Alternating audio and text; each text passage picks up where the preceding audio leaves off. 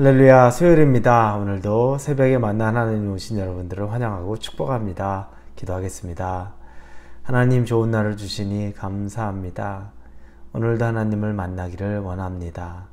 우리가 찾으면, 하나님을 부르면, 하나님을 인격적으로 우리가 대한다면 우리가 하나님을 정말 구하는 만큼, 그 깊이만큼 만나게 될 줄로 믿습니다. 하나님의 은혜 없이는 오늘 하루를 살아갈 수 있는 힘과 능력이 없습니다.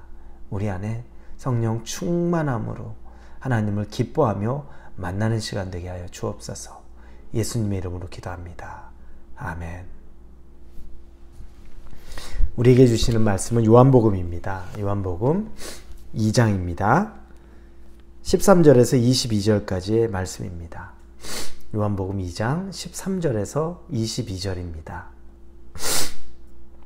요한복음입니다. 2장 13절부터 우리 같이 읽겠습니다.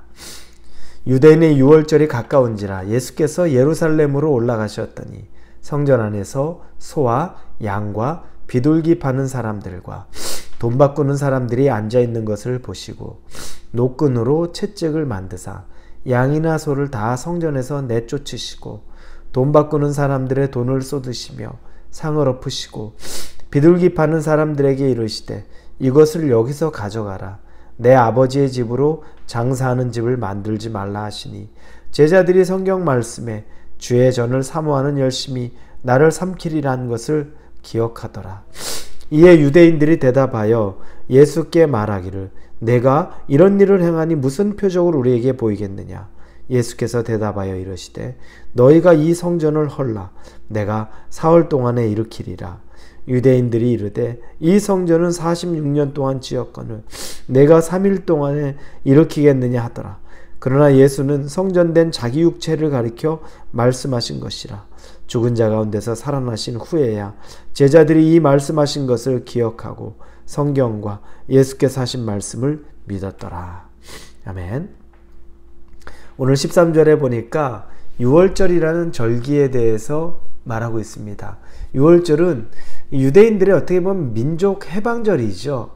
그들이 이제 예전 유월절에 원래 맨 만들어진 그 절기의 시작을 보면 출애굽 사건과 연관이 있죠. 그래서 민족 해방절, 그래서 유대인의 3대 절기 중에 하나가 바로 유월절입니다. 이때 되면 성전에 있는 예루살렘으로 전국 각지에 있는 유대인들이 모이게 됩니다. 그래서 그때 하나님의 성전에 모여서 그들이 제사를 지내고 하나님과 만나는 시간을 갖게 됩니다. 이 성전에 갈 때 가장 중요한 게 뭐겠습니까? 제물이죠. 제사를 드리는 제물입니다. 이 제물은 짐승은 자기의 형편의 것에 따라서 1년 된 그런 짐승을 하고 대신 중요한 건 뭐냐면 흠이 없어야 된다는 겁니다. 이 제물을 꼭 드려야 되는데 그런데 전국 각지에서 사람들이 몰려옵니다. 짐승을 끌고 오는데 오다 보면서 이 짐승들이 몸이 상해요. 다치고 또 상처가 납니다. 이건 흠이 있는 짐승. 그래서 이런 짐승은 정말 고생스럽게 귀하게 좋은 것을 골라왔는데 하나님에게 드릴 수 없는 짐승이 됩니다. 그래서 부득이하게 오늘 14절에 보니까 성전 안에서 소와 양과 비둘기 파는 사람들 이렇게 나오죠. 뭐냐면 부득이하게 이런 짐승들, 내가 가져온 짐승이 더 이상 제물로 드릴 수 없어서 성전 안에서 그 짐승을 구입하는 겁니다. 이런 시행착오를 겪다 보니까 멀리서 짐승을 끌고 오지 않고 성전 안에서 짐승을 사는 일이 있었던 겁니다. 그리고 또 하나는 20세 이상의 성인들, 남성들은 성전세라는 걸 냅니다. 반세겔이라 그러죠. 반세겔은 이틀불 정도 되는 일당에 해당하는 금액입니다. 이걸 성전세로 세금으로 내야 됩니다. 그런데 그 당시에 전국 각지에서 온 사람들 대부분 통용되는 것이 로마 화폐죠. 근데 로마 화폐에 보면 거기에는 로마 황제의 얼굴이, 그 가이사의 얼굴이 새겨져 있어요. 왜냐하면 황제 숭배 사상이 있었죠. 그러니까 신이에요. 로마의 신이란 말이에요. 그러다 보니까 그 동전 안에는 황제의 얼굴이 들어갑니다. 그건 우상이 되는 거죠. 그래서 성전세로 반세겔을 내야 되는데 이 로마 화폐 가지고는 안 됩니다. 그래서 14절 뒷부분에 보니까 돈 바꾸는 사람들이 앉아있는 것을 보시고, 그래서 성전 안에서 외국에서 가져온 로마 화폐와 같은 것들을 이 반세겔 돈으로 바꾸는 환전소가 있었던 겁니다. 이건 순례객을 위해서 굉장히 좋은 제도였죠. 그럼에도 불구하고 이제 악용이 됩니다. 그래서 제사장들은 짐승을 가지고 오는 사람들을 멀쩡한 짐승인데도 흠이 있다고 말해서 그 안에서, 성전 안에서 파는 짐승을 사도록 시킵니다. 그리고 성전세를 받는 사람들은 높은 수수료를 붙여서 이득을 취합니다. 그리고 거기에 자기들이 갖는 수익들을 제사장들에게 일정 부분을 제사장들에게 상납을 합니다. 굉장히 썩었죠. 이것이 바로 그 당시에 있었던 겁니다. 그래서 예수님이 우리가 알던 그 인자한 예수님이 아니라 분노하면서 그 성전 안에 있는 그 모든 상들을 다 뒤엎으셨죠. 그러니까 15절에 보니까 상을 엎으셨다고 말해요.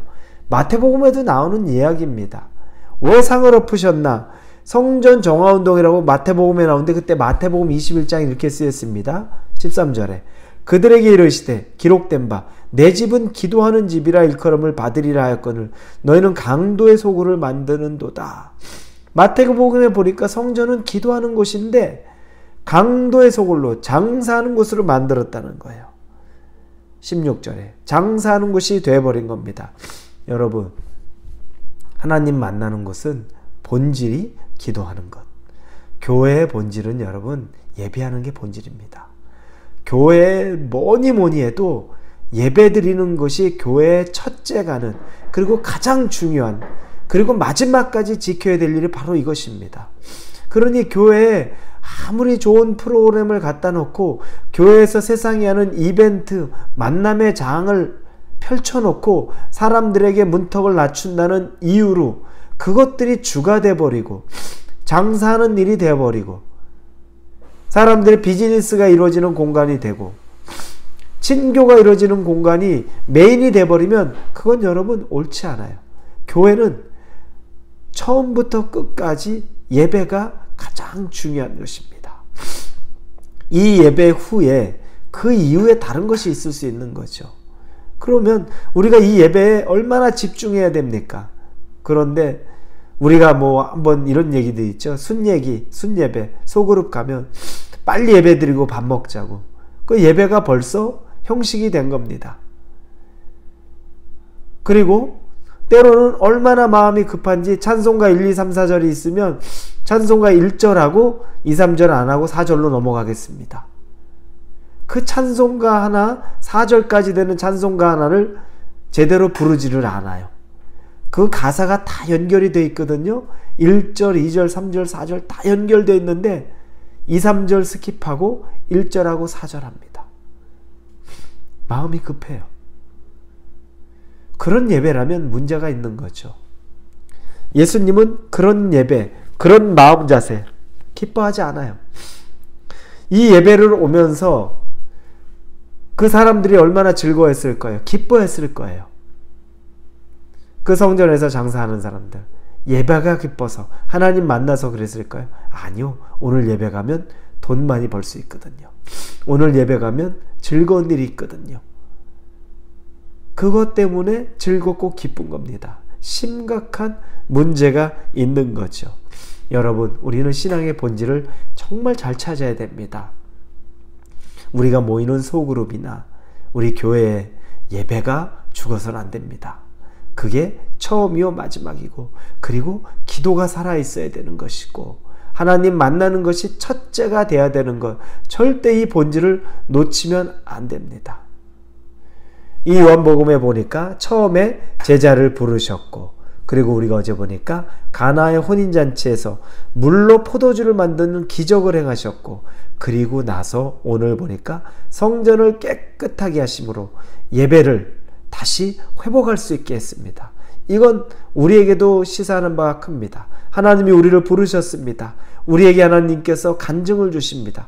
그 다음에 우리를 정결하게 해서 예배 잘 드리고 하나님 깨끗한 마음으로 잘 만나서 그리고 하나님이 주시는 말씀 그대로 이 세상에서 살아가라는 그 메시지, 그 순서를 꼭 기억하시고 여러분의 살아있는 예배, 오늘은 수요일인데 여러분 수요 예배를 드린다면 하나님 개인적으로 깊게 만나는 예배가 되기를 예수님의 이름으로 축원합니다.